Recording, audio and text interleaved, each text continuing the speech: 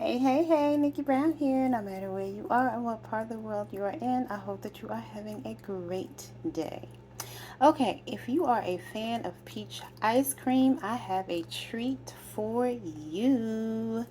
So we're going to start out with some frozen peaches, walnut milk, and we have some bananas in there.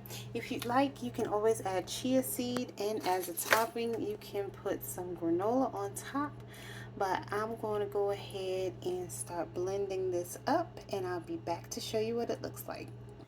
Okay, this is what we got. I didn't blend it very long because I wanted to keep a few of the chunks in there. If you can see, there's a chunk right there, and a chunk right there, and a chunk right there. So now I'm going to go ahead and add my toppings, and I'll be right back. Okie dokie Smoky, so we have some blueberries, chocolate chips, hemp seeds, and a little bit of granola. And it is peach.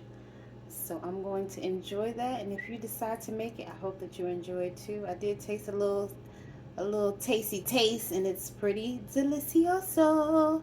All right, y'all. Love you. Later.